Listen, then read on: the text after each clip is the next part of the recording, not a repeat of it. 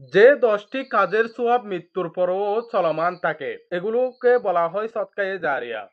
মানুষ মরে গেলেও কবর পর্যন্ত সওয়াব পৌঁছাতে থাকে। ১. সদকায়ে জারিয়া করা। মসজিদ, মাদ্রাসা, রাস্তা, ব্রিজ, টিউবওয়েল, কবরস্থান বানিয়ে দেওয়া। ২. ইলম শিক্ষা দেওয়া। কাউকে কুরআন হাদিসের দ্বীনের জ্ঞান শেখানো। সে যতদিন আমল করবে আপনিও সওয়াব পাবেন। ৩. নেক সন্তান রেখে যাওয়া। যে সন্তান আপনার জন্য দোয়া করবে, রব্বিল হামহুমা কামা রব্বায়ানি সগীরা। ৪. কুরআন ওয়ারিশ হিসাবে রেখে যাওয়া। কাউকে কুরআন হাদিস দেওয়া, সে পড়লে আপনি সওয়াব পাবেন। ৫. ইসলামিক বই রেখে যাওয়া। হাদিস তাফসিরের বই মানুষকে পড়ার জন্য দিয়ে যাওয়া। ৬.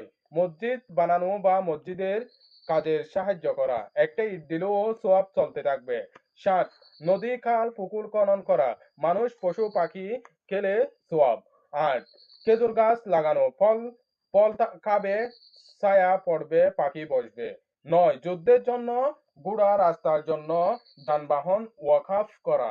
এখনকার যুগে এটার মানে অ্যাম্বুলেন্স গাড়ি ওয়াকফ করা।